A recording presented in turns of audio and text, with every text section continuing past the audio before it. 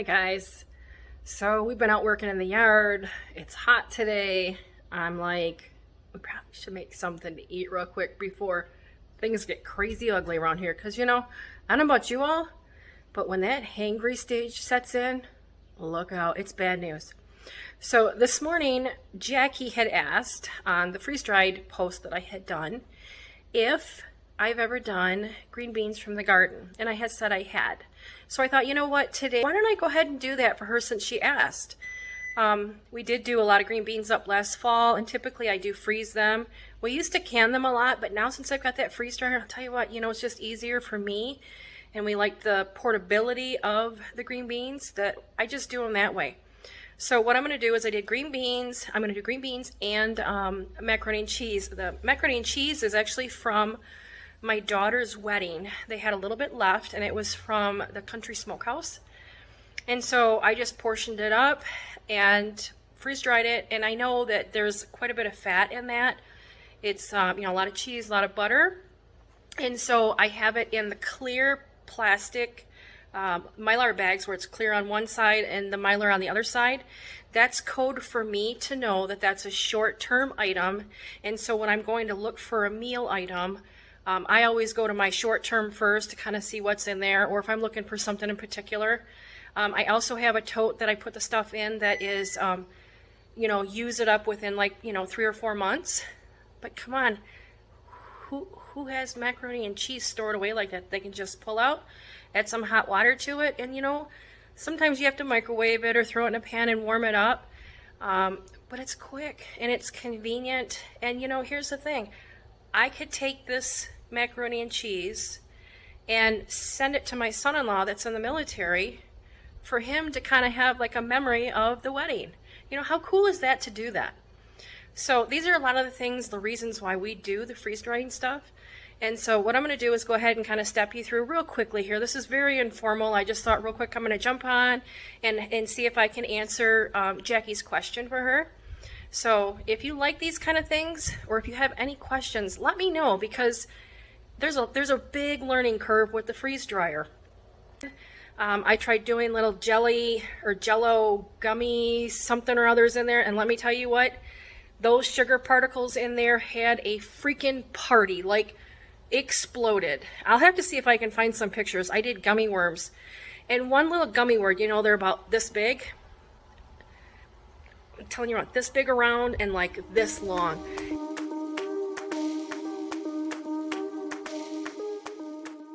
And I'd only done a couple of them because I was like, we do what we call is like a try it, see what it does. Good thing I didn't have a whole bunch in there. And I had done Jello cubes with vodka in them, thinking, oh, those would be really cool to take hiking or, you know, whatever. Don't do it. Don't, hot mess. I don't know if I have pictures of that or not, because I might have actually cried that time. It was a bloody mess, and the food coloring in the Jello. So anyways, let's get back to cooking. Jackie, here is how we step through doing the green beans and the macaroni and cheese. I hope you guys enjoy this. Here are some green beans that I put up last fall. If I remember right, I just blanched them and then threw them in the freezer. And then here's macaroni and cheese that was from my daughter's wedding. There was a big tray left, so I freeze-dried it for later use. Here is green bean right out of the jar. You hear the crunch, nice and dry.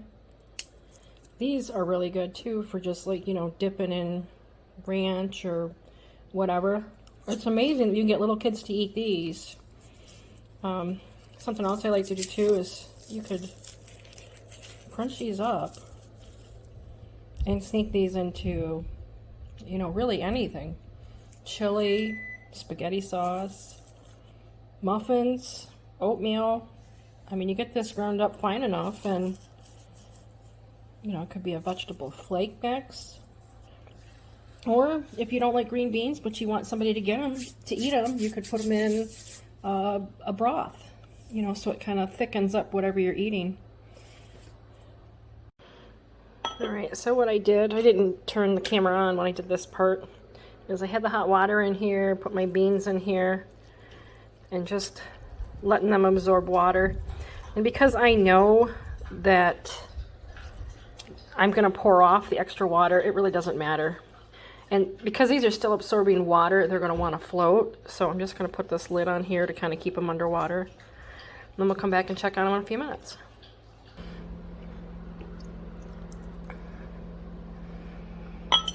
Alright. These look like they've come back pretty good.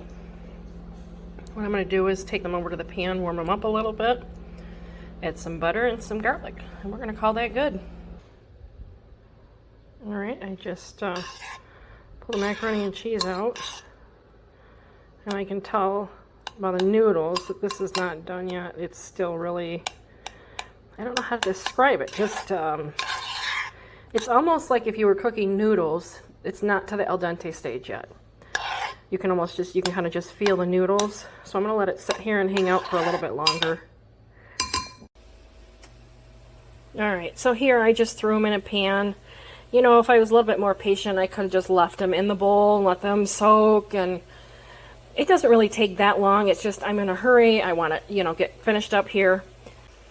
Alright, so what I'm going to do is I'm going to drain off, throw the garlic in, get that sauteed with some butter, toss these in there, and we should be good. So I just pulled my last bag of garlic out of the freezer. And what I do is, just because I'm being lazy right now, we've been outside working in the yard all day and I'm hotter than heck, I'm just going to pull out the little garlic cloves. And I'm not even going to cut them, because you know what? Who doesn't like garlic? Alright, a little bit of the little butter in there. Oh my gosh, you guys. Oh, if you could smell that butter and that garlic going. Good stuff. Because these are bigger pieces too, I'm just going to let them saute just a little bit longer before I go and throw them right into the green bean mix. So let's let those go for a second. I'm going to check the macaroni and cheese. Ooh, look at that.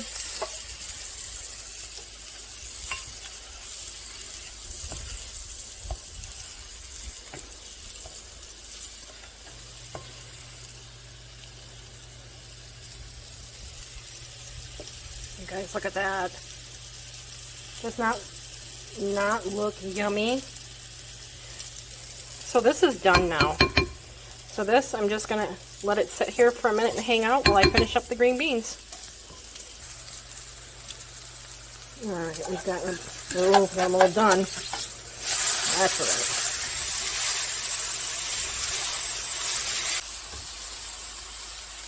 alright. And I'm going to take a little bit of salt. Guys, I know people say salt, cut back on the salt, nah. But here's the thing, salt is a flavor enhancer. So if you guys have, you know, blood pressure issues, you know, of course, go light on it.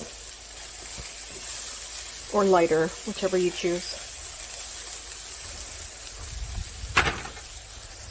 Alright, these are done.